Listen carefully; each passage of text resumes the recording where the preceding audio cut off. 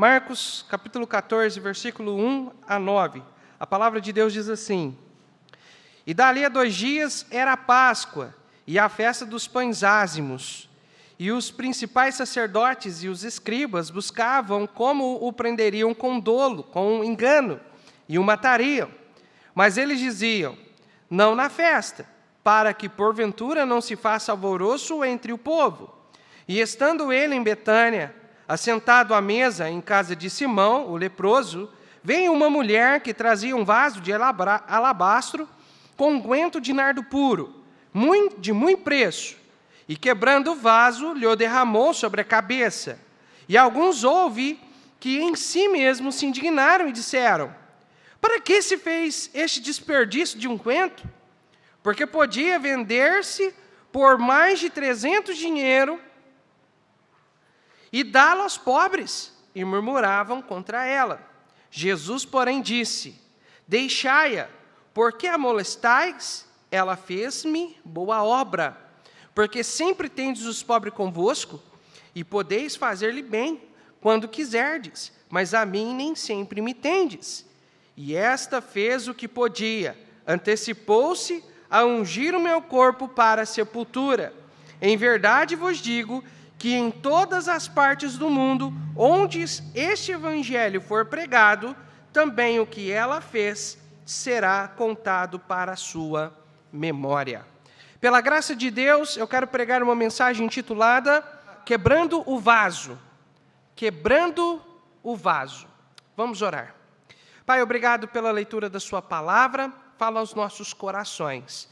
Eu clamo ao Senhor, tuas misericórdias e o teu poder, para pregar, Senhor Deus, nessa noite, e que a sua palavra, ó Pai, venha trabalhar nos corações, venha ter livre curso, o teu Santo Espírito ter a liberdade para agir em nossas vidas. É no nome bendito de Jesus que eu peço, agradecido. Amém e amém. Podem se assentar. Bom, nesse texto aqui, nós podemos ver que Jesus Cristo, ele estava em Betânia, um vilarejo próximo a Jerusalém, na casa de Simão, o leproso. Mas nós cremos de todo o coração que aquele leproso já não era leproso mais, porque ele teve um encontro com Jesus. Amém, irmãos? Então, todo leproso que se encontrava com Jesus e tinha fé, ele era um ex-leproso. E fazendo uma aplicação espiritual para as nossas vidas, todas as pessoas do mundo são leprosas espiritualmente. A lepra é um símbolo do pecado. E todos nós somos pecadores. Mas quando nós tivemos um encontro com Jesus, nossos pecados foram lavados pelo precioso sangue de Jesus. Amém, irmãos? Então, ali, ele estava na casa daquele homem, Simão, ex-leproso, que experimentou a ação de Deus, a obra de Deus em sua vida. E eles estavam ali tendo um tempo de comunhão. O texto diz que eles estavam assentados à mesa. E isso mostra que eles estavam ali tendo um tempo de comunhão. Junto com Jesus e Simão, também havia outras pessoas naquele lugar. Ali havia Jesus, Simão, havia os 12 discípulos de Jesus e também, de acordo com o Evangelho de João, ali também estava Lázaro, Marta e Maria. O mesmo Lázaro que o Senhor Jesus Cristo ressuscitou de dentre os mortos. E aqui também nós temos mais uma grande lição para as nossas vidas.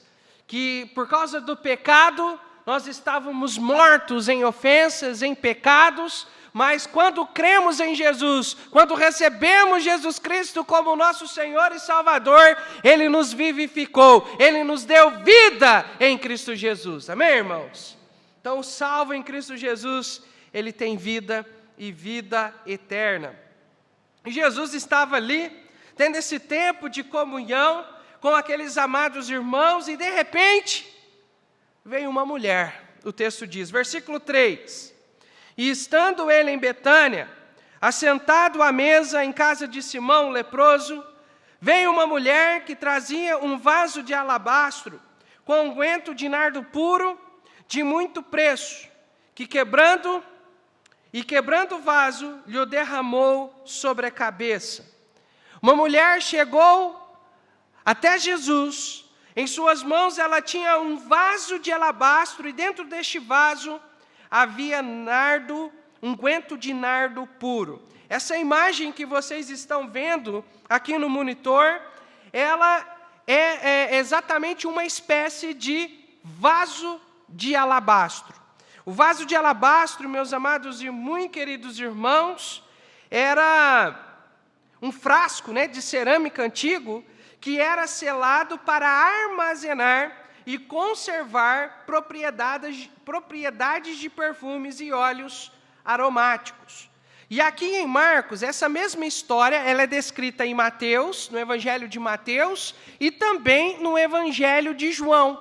Mas somente aqui em Marcos, nós podemos ver registrado a necessidade de quebrar este vaso.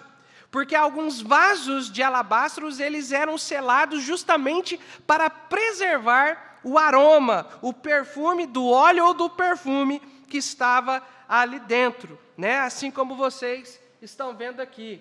Mas, irmãos, o fato é que para que ela pudesse derramar aquele frasco sobre o Senhor Jesus Cristo, ela teve que quebrar aquele vaso para derramar aquele unguento sobre Jesus. E eu quero nesta noite, irmãos, destacar justamente o fato dela ter quebrado esse vaso, este frasco, para derramar sobre o Senhor Jesus Cristo. Quebrar o vaso, ou o quebrantamento na Bíblia, irmãos, ele é sinônimo de tristeza de espírito. Abra sua Bíblia comigo em Salmo 34, 18. Salmo 34, 18. Nós podemos ver ali nesse salmo que quebrantamento é sinônimo de grande tristeza, uma tristeza profunda no coração, uma tristeza de espírito. Salmo 34, 18 diz assim: perto está o Senhor dos que têm o coração, diz alguém? Quebrantado. E um coração quebrantado e contrito não desprezarás, ó Deus. Então nós podemos ver que quebrantamento é um sinônimo de grande tristeza. E em 2 Coríntios, irmãos, capítulo 7, versículo 9 a 10, Paulo fala de dois tipos de tristeza. Uma que nós não podemos ter e a outra que nós devemos ter. Abra sua Bíblia comigo lá. Versículo 9. Agora folgo, não porque foste contristados, mas porque fostes contristados para arrependimento.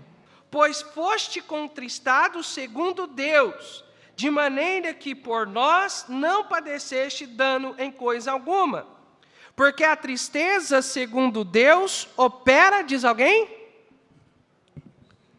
Arrependimento para a salvação, da qual ninguém se arrepende. Mas a tristeza, segundo o mundo, opera a morte. Aqui o apóstolo Paulo está falando de dois tipos de tristeza. O apóstolo Paulo, quando ele escreveu a primeira carta dele aos Coríntios, ele escreveu uma carta muito dura, uma carta realmente puxando a orelha daquela igreja, por causa de vários problemas que havia ali naquela igreja. Ali naquela igreja havia desentendimento, discórdia, panelinha, brigas, rixas, enfim, pecados inconfessos ali dentro, eles estavam tolerando pecados ali, enfim, muitos problemas estavam acontecendo ali naquela igreja. Então Paulo escreve a primeira carta, vamos dizer assim, descendo a vara no lombo daqueles irmãos, por causa dos problemas de pecados naquela igreja.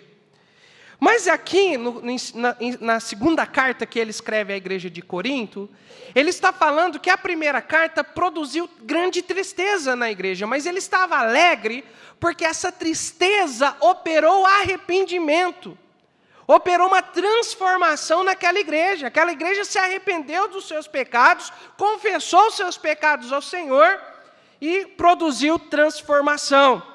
Mas aqui ele fala de uma tristeza que é segundo o mundo. A tristeza segundo Deus é a tristeza que nos leva ao arrependimento. Mas a tristeza, segundo o mundo, é aquilo que nós chamamos de remorso. Você sabe que você errou, você sabe que você cometeu um erro, que você pecou, você fica triste com isso, mas não gera transformação.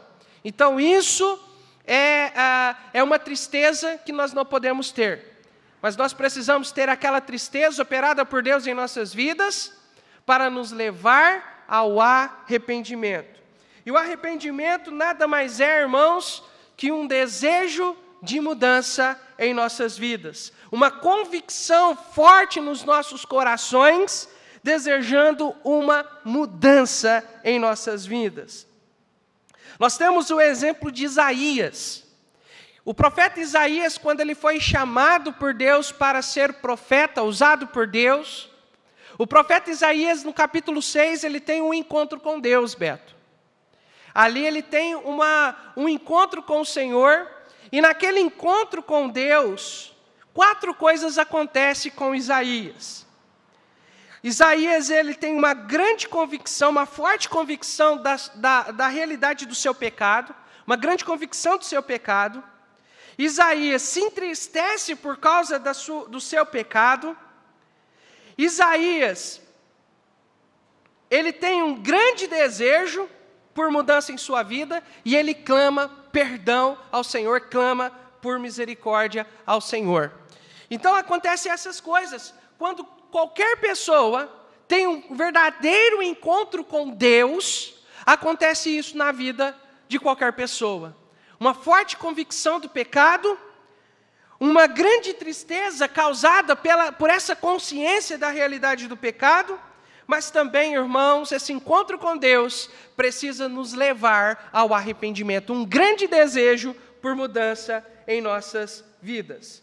E o arrependimento, irmãos, foi a mensagem principal dos profetas, foi a mensagem principal de João Batista, tanto é que João Batista, ele batizava o batismo do arrependimento. O arrependimento também foi a mensagem principal do Senhor Jesus e a mensagem principal dos apóstolos. Nós podemos ver que eles pregavam para que o povo pudesse arrepender-se, ao arrependimento. E, portanto, a mensagem principal da Igreja de Cristo também tem que ser arrependimento. Amém, irmãos? Então, todo crente em Cristo Jesus, irmãos, diante de Deus, precisa se apresentar com um coração quebrantado, um coração quebrado diante de Deus, para que Deus venha agir em nossas vidas. Se nós chegamos diante de Deus orgulhosos, se nós chegamos diante de Deus achando que nós somos alguma coisa, Deus nunca vai poder operar em nossas vidas. Seja para salvação, seja para transformação, seja para crescimento espiritual. Nós precisamos nos quebrar, sermos quebrados por Deus diante do Senhor. E esse texto, irmãos, nos ensina algumas verdades sobre quebrantamento. E nesta noite, nós vamos ver 3 verdades que o quebrar o vaso nos ensina. 3 verdades que o quebrar o vaso nos ensina. Em primeiro lugar, leiamos o versículo 8. Versículo 8 de Marcos, capítulo 14. Esta fez o que podia, antecipou-se a ungir o meu corpo para a sepultura. Em primeiro lugar, aqui no nosso texto, irmãos, o que eu quero mostrar, que Maria, quando ela quebrou o vaso, eu acho que eu não mencionei isso no começo da mensagem, mas aquela mulher que quebrou o vaso, ela foi Maria, a irmã de Lázaro e Marta. Essa Maria, ela era conhecida por sua piedade, por sua vida piedosa. Lá em Lucas, capítulo 10, versículo 39, Jesus estava na casa de Maria, Marta e Lázaro, estava ali tendo aquele tempo de comunhão, e Jesus, mais uma vez, assentado à mesa, o povo tendo comunhão com o Senhor. Marta estava atarefada com os vários afazeres para receber bem, né, os seus hóspedes ali da sua casa, as suas visitas.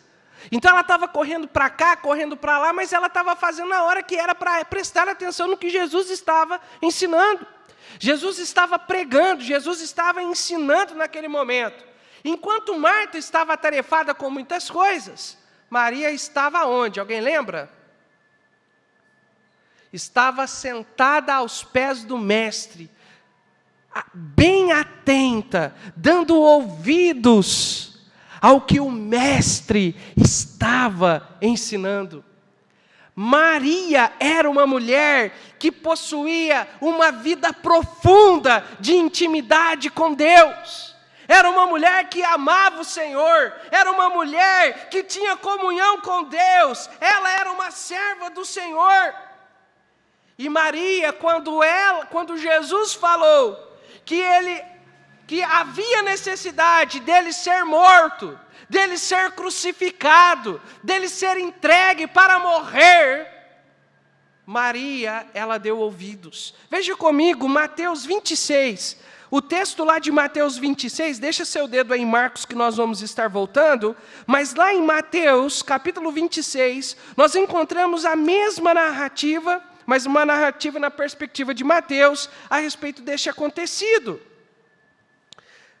Mateus 26, versículos 1 e 2. E aconteceu que quando Jesus concluiu todos estes discursos, disse aos seus discípulos, agora preste bastante atenção, o que Jesus Cristo disse aos seus discípulos. Versículo 2. Bem sabeis que daqui a 2 dias é a Páscoa, e o Filho do Homem será entregue para ser o quê? Opa!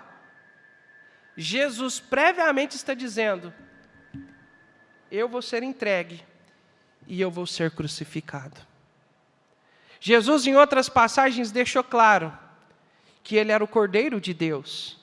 Jesus não veio, irmãos, para dar bom exemplo. Jesus, apesar de ser o maior exemplo de todos, Jesus não veio para curar, nós já falamos várias vezes isso. Jesus veio para quê, irmãos? Para morrer. Para morrer. Jesus veio para morrer a minha morte. Jesus veio para morrer a sua morte. Jesus Cristo veio para ser crucificado, para que através da sua morte, para que através do seu sacrifício, eu e você que somos pecadores, possamos ter o perdão dos nossos pecados. Jesus Cristo morreu para que eu e você pudéssemos receber o perdão e a vida eterna através da obra de Jesus Cristo. E Maria, ela ouviu isso de Jesus, ouviu o evangelho da boca de Jesus. O que é o evangelho, irmãos? O evangelho é boa mensagem, boas novas. E essa mensagem é a mensagem do que Jesus fez: morte, sepultamento e ressurreição. E Paulo fala que esse é o poder, o evangelho é o poder de Deus para quê, irmãos? Para salvação. Amém, não, irmãos? O que salva o pecador é a fé no evangelho. Portanto, ide, pregai o evangelho a toda criatura, porque o evangelho é o poder de Deus para a salvação de todo aquele que crê. E nós precisamos, irmãos, pregar Jesus. A mensagem da igreja, a mensagem do evangelho, nada mais é do que Jesus fez. E Jesus Cristo, ele morreu, ele foi sepultado e ressuscitou ao 3º dia. E aquilo que ele fez é a obra poderosa de Deus para salvar todo pecador que é arrependido se achegar diante do Senhor. Maria, quando ela quebra o vaso de alabastro, ela demonstra a sua fé no sacrifício do Senhor Jesus Cristo. Maria, quando ela quebra o vaso de alabastro e derrama sobre a cabeça de Jesus, mas não somente sobre a cabeça, aqui em Marcos diz que ela derramou sobre a cabeça, mas lá no Evangelho de João vai nos dar outra perspectiva, dizendo que ela também derramou o óleo sobre os seus pés e secou com seus cabelos. Ela ungiu o corpo de Jesus, Jesus disse, porque ela creu que Jesus haveria de morrer. Irmãos, assim também cada um de nós, precisamos ser quebrantados por Deus. Cada um de nós precisamos ser quebrantados para termos convicção da realidade dos nossos pecados. Enquanto o pecador, ele acha que está tudo bem diante de Deus. Enquanto o pecador achar que está tudo certo, que ele não é pecador o suficiente para ir para o inferno, infelizmente a Bíblia diz que por causa dos seus pecados e por causa dessa arrogância, ele estará condenado ao inferno, por causa da sua incredulidade. Deus precisa quebrar o coração do pecador para nos convencer da realidade dos nossos pecados. Nós precisamos entender, irmãos, que para Deus não há tamanho de pecado. Que você pensar em alguma coisa que é contrária à vontade de Deus, ou você ir lá e praticar o pior pecado que existiria diante dos homens, para Deus é a mesma coisa. É tudo pecado, tudo afronta a natureza de Deus. Mas o problema não é só aquilo que nós fazemos. Porque nós cometemos pecado por quê, irmãos? Porque o nosso coração é pecador.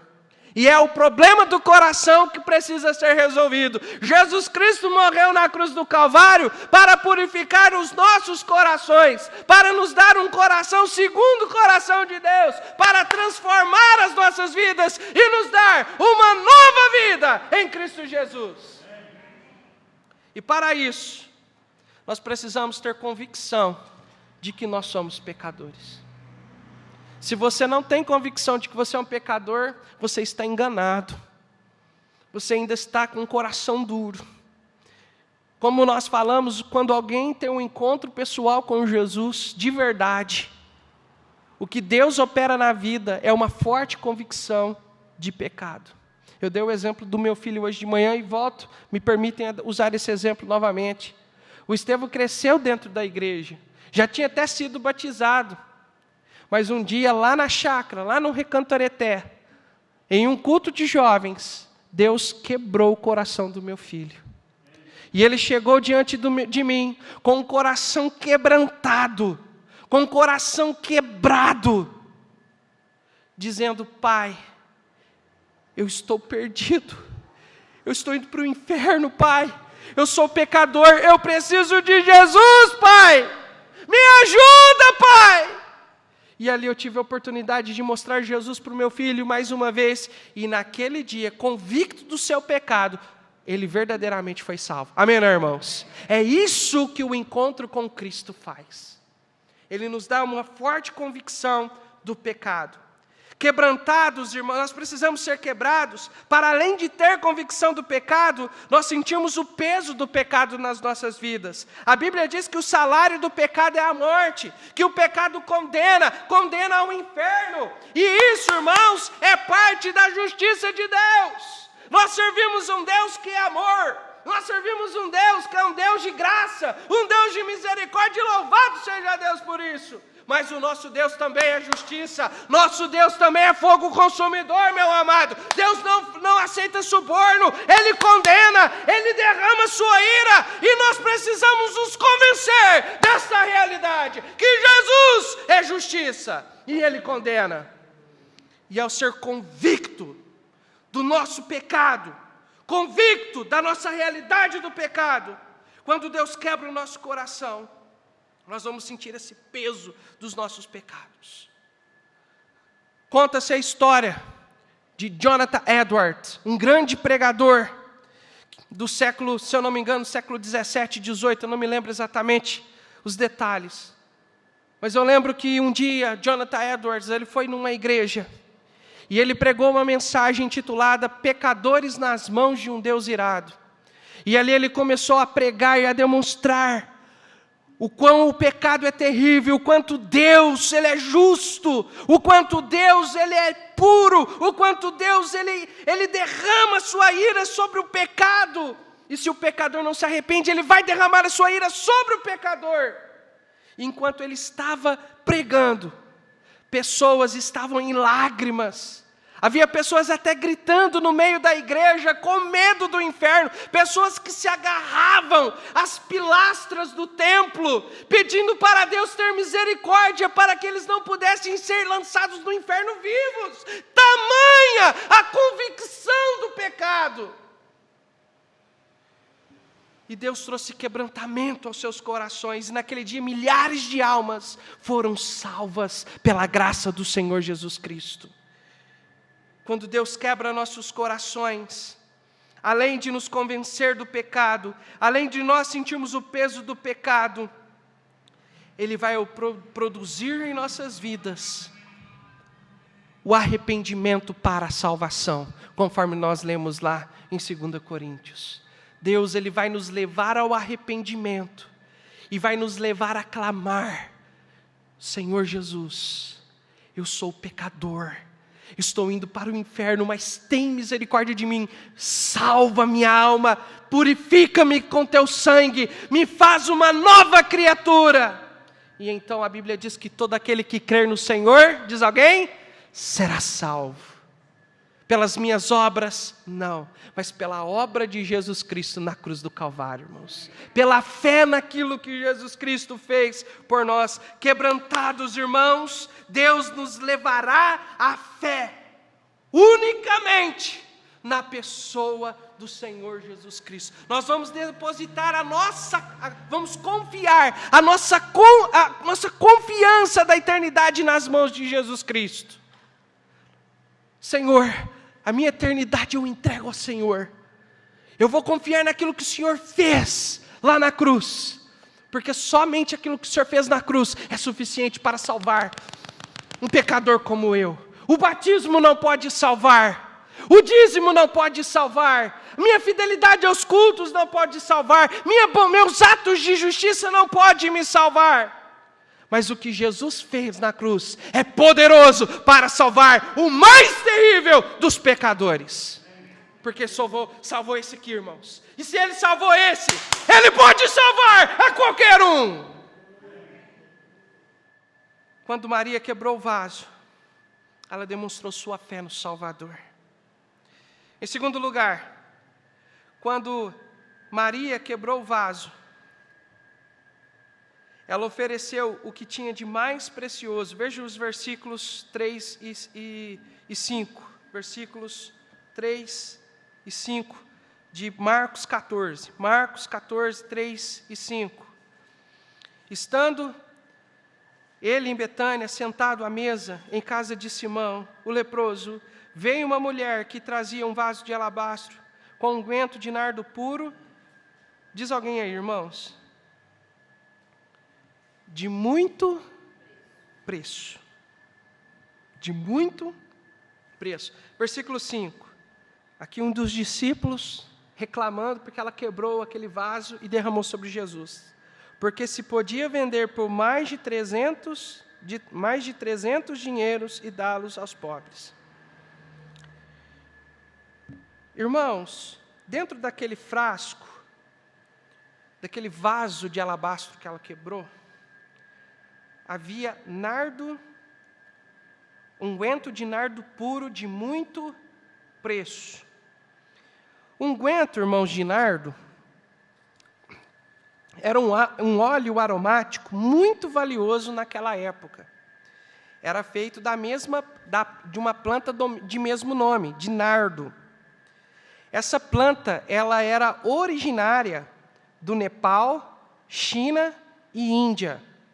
Então era importado, trazido de longe, então era uma coisa cara. Aqui o discípulo que falou foi Judas, e logo depois que depois desse acontecimento, Judas saiu para trair Jesus. Ele foi até os fariseus ali, os sacerdotes, para vender Jesus, para negociar a traição. E ele fala assim, olha, porque se podia vender por 300 dinheiros ou 300 denários. Para os irmãos terem uma ideia de quanto de dinheiro está se falando aqui, que valia aquele frasquinho, tá? Porque não era um vaso grande, era um vaso pequeno, tá?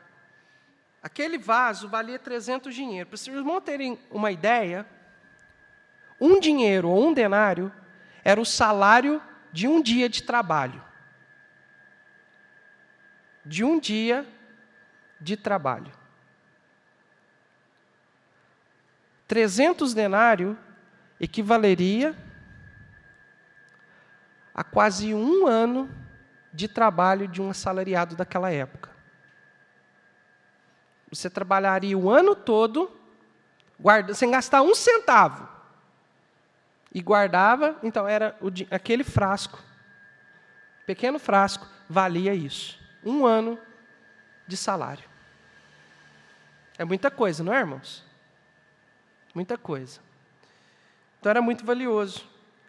Mas Maria, ao crer no Evangelho, ao crer no sacrifício de Jesus, que Jesus iria ser entregue para morrer, e ela sabia que havia essa necessidade, que Jesus havia vindo ao mundo para morrer, porque Jesus era o Cordeiro de Deus, que precisava ser sacrificado em nosso favor, para propiciação dos nossos pecados, para cobertura dos nossos pecados, para expiação dos nossos pecados. Então ela falou assim, olha, eu também sei que esse mesmo Jesus que vai morrer, ele não vai ficar na sepultura, ele vai ressuscitar. Amém, irmãos? Ela creu nisso. Então ela falou, eu não vou poder ungir ele depois, porque ele vai ressuscitar. Mas eu posso ungir ele agora. Então ela quebrou o frasco, oferecendo o que ela tinha de melhor ao Senhor, ungindo o corpo do Mestre. Meus amados, essa história nos mostra que quando Deus quebra os nossos corações de verdade, nós vamos entregar o que nós temos de mais precioso a Deus. Quando Deus quebra os nossos corações de verdade, Jonas, nós vamos entregar aquilo que é mais valioso nas nossas vidas para Deus. Começando, primeiramente, por nós. Quando somos quebrantados por Deus, nós vamos oferecer as nossas vidas em sacrifício vivo, santo e agradável a Deus, que é o nosso culto racional, de acordo com o que Paulo diz em Romanos, capítulo 12, versículos 1 e 2. Nós vamos oferecer o nosso corpo ao Senhor como uma oferta ao Senhor. Nós vamos oferecer a nossa vida ao Senhor. Senhor, usa-me, Senhor. Senhor, eu entrego a minha vida ao Senhor. Faça de mim o que o Senhor bem entender. Quando Deus quebra os nossos corações, nós entregamos as nossas vidas. Nós, quando somos quebrados, nós vamos oferecer o nosso melhor para Deus. O melhor da nossa atenção, o melhor do nosso louvor e o melhor do nosso serviço. Quando eu fui chamado para a obra, para um ministério, fui chamado para ser usado pelo Senhor, na obra do Senhor. Eu lembro que numa das últimas mensagens, lá no acampamento, que nós estávamos participando em Franca, no Recanto Areté, Deus me chamou não para ser pastor ou missionário, esse não foi o meu chamado. Deus me chamou para me dar o melhor aonde eu estava, sendo o braço direito do meu pastor, ajudando naquilo que precisava, aonde havia necessidade, era para mim me apresentar para dar o meu melhor. Esse foi o meu chamado. E a partir daí, Deus chegou o momento que falou, agora está na hora de dar mais um passo. Agora eu quero te usar. E eu disse, eis-me aqui, use-me a mim. Envia-me a mim, como Isaías fez. E Deus, quando quebra nossos corações, irmãos, nós vamos oferecer a Deus o melhor do nosso louvor. Nós falamos hoje de manhã que o louvor é um reflexo do nosso tempo de comunhão com Deus durante a semana, irmãos. Se você estava distraído demais, perdendo tempo demais com coisas secundárias e negligenciando as coisas de Deus, quando você chegar na igreja para adorar, você vai oferecer um louvor medíocre a Deus. Mas se você se quebrou durante a semana inteira diante do Senhor, quando você chegar na presença de Deus aqui na igreja, você oferecerá ao Senhor o seu melhor. Amém, irmãos? Então, quebre-se. Permita que Deus quebre o seu coração, para que você possa oferecer o melhor a Deus. E quebrantados, irmãos, nós vamos oferecer aquilo que nós temos de mais precioso, que é a nossa família para o Senhor. Eu sei que há muitas pessoas que quando formam sua família, elas oram entregando a sua família, o seu casamento, oram entregando os seus filhos ao Senhor. É muito comum, nós vemos pais, né, apresentando os filhos na igreja, dizendo: pastor, nós queremos oferecer o nosso filho ao Senhor, entregá-lo no altar, para que Deus venha usá-lo na obra do Senhor. É muitos pais que fazem isso. Mas eu vou dizer o seguinte, esse é um ato muito bonito de se fazer. Mas não vai adiantar nada se o pai não entender a responsabilidade que ele tem de treinar aquele filho para ser um servo do Senhor. Isso é uma grande responsabilidade. Todas as vezes que Deus quebra o meu coração, Deus reforça no meu coração a necessidade de eu dar mais atenção à minha família. Sendo um pai que os meus filhos precisam e um marido que a minha esposa necessita. E é isso que Deus faz no coração, irmãos, daquele que Deus quebra o coração. Tem muitos aí dizendo: eu sou cheio do Espírito Santo, mas o lar está destruído. Mas a sua casa está em ruínas. Já está no 3º, 4º casamento. Isso não é ser cheio do Espírito Santo. Ser cheio do Espírito Santo é um coração quebrantado e disposto para servir a Deus naquilo que Deus quer que nós servamos. Amém, irmãos? E sem família não existe ministério. Se nós não temos testemunho dentro da nossa casa, nós não servimos para trabalhar na obra de Deus. Amém, irmãos? Isso é duro, mas é a verdade. Então, que nós venhamos cuidar bem daqueles que Deus colocou mais íntimo de nós, oferecendo a nossa família ao Senhor. 3º e último lugar, irmãos, já estamos encerrando. Quando Maria quebrou o vaso, ela também exalou o bom perfume. Quando Maria, ela quebrou o vaso e ela jogou aquele perfume sobre Jesus, aquele óleo aromático sobre Jesus, eu imagino aquele cheiro, porque era um frasco era um unguento muito cheiroso. Eu imagino aquele cheiro, ele começando a pegar ali força e entrar em cada cômodo daquela casa, e todos ali que estavam começaram a sentir aquele perfume, não somente aqueles que estavam na casa, mas todos que estavam próximo àquela casa, passando por perto. Nossa, que cheiro gostoso! Nossa, que delícia, que cheiro maravilhoso. Veja comigo o que diz o Evangelho de João 12:13. João 12:3.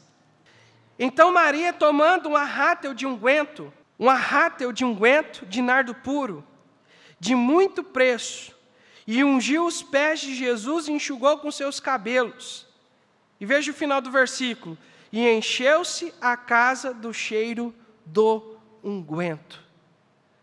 Quando Maria quebrou aquele frasco, aquele vaso, e derramou sobre o mestre, aquele frasco, derramou sobre sua cabeça, e depois derramou sobre os seus pés, e ainda começou a enxugar os seus pés com os seus cabelos, no sinal de se humilhando diante do Senhor, o bom perfume de Cristo foi exalado.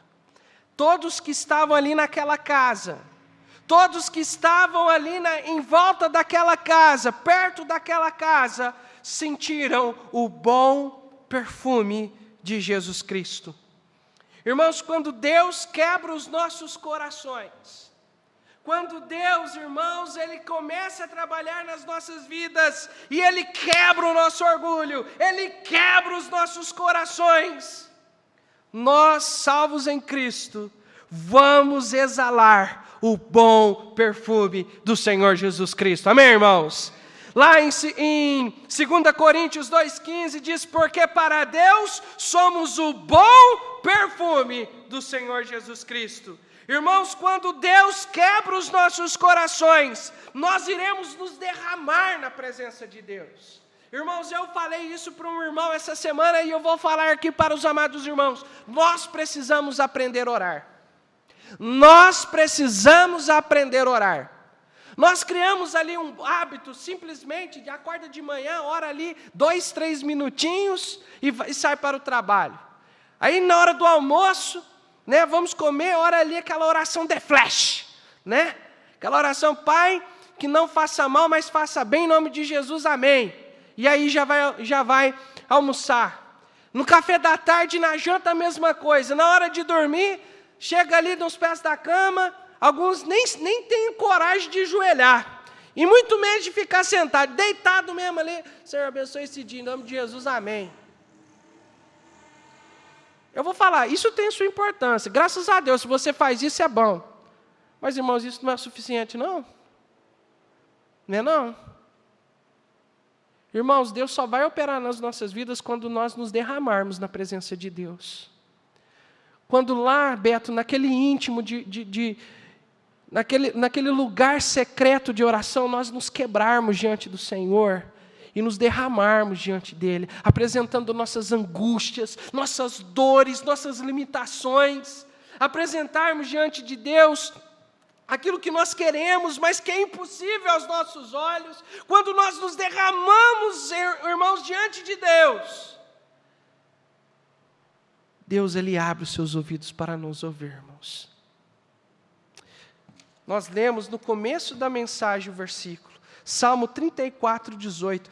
Perto está o Senhor do que tem o coração quebrantado e salva os contritos de espírito. Salmo 51, 17. Os sacrifícios para Deus são como espírito quebrantado, e um coração quebrantado e contrito não desprezará, ó Deus. Irmãos, Deus, Ele dá ouvidos à nossa, Ele não despreza a nossa oração, Ele dá ouvidos. Então nós precisamos, irmãos, aprender a orar com o espírito quebrantado, lá diante do Senhor, clamando, suplicando. Nós não sabemos muitas vezes o que é súplica, e suplicar é justamente isso, nos derramar diante do Senhor em oração. E quando nós fazemos isso, você vai começar assim, ó. Nos primeiros dias você vai orar 5 minutos. Depois você já vai estar começando a orar 10. De repente, na hora que você perceber, você já está orando 30 minutos. De repente, você vai estar orando 1 hora. De repente, você está orando 2 horas.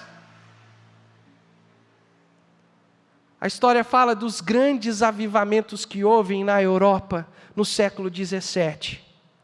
E todos eles foram frutos, foram respostas de oração. De homens que se derramavam em oração por horas. Por horas. Irmãos, se nós queremos ver o agir de Deus no nosso meio, na nossa igreja, precisamos aprender a orar, nos derramando na presença do Senhor. Amém ou não, irmãos? Nós temos tanta facilidade, ou melhor, nós temos mais facilidade de quando nós estamos tendo uma necessidade de chegar para alguém e pedir um dinheiro emprestado. Temos tanta facilidade de pegar um cartão de crédito e ir lá e fazer aquela dívida no cartão, depois passar apertado para pagar cartão. Mas quantas vezes, ao invés de fazer isso, você foi lá, se derramou na presença do Senhor, pedindo para Deus suprir suas necessidades? Que nós aprendamos a nos derramar na presença de Deus. E quando nós, irmãos, somos quebrantados e aprendemos a nos derramar diante do Senhor em oração, nós vamos exalar o bom perfume de Jesus. As pessoas, quando olharem para nós, elas vão falar: você está cheirando diferente. Usando aqui a ilustração. Você é diferente. Mas elas vão estar sentindo o bom perfume de Jesus Cristo. Amém, não, irmãos? Elas vão estar vendo Jesus nas nossas vidas. Mas, irmãos, para nós exalarmos esse bom perfume de Cristo, para que as pessoas possam sentir o cheiro, o bom perfume de Cristo, nós precisamos nos derramar, nós precisamos ser quebrados na presença do nosso Senhor. Nós vimos nessa noite, irmãos, que esse ato de Maria nos ensina muitas coisas. E nós focamos ali no ato dela quebrar o vaso. E nós vimos, irmãos, que isso nos ensina que precisamos ser quebrantados diante do Senhor. Precisamos ser quebrados para jorrarmos uma fé abundante na obra redentora de Jesus Cristo. Precisamos ser quebrados para oferecermos o nosso melhor para Deus. E precisamos ser quebrados para perfumar o bom perfume do Senhor Jesus Cristo. Eu não sei como está o seu coração hoje à noite, mas Jesus conhece. E como nós falamos, a mensagem principal dos profetas e dos apóstolos foi o arrependimento. E hoje Deus está chamando cada um de nós para que nós possamos nos quebrar diante do Senhor. Que Ele possa nos conduzir ao verdadeiro arrependimento, para que nós possamos exalar o bom perfume de Cristo.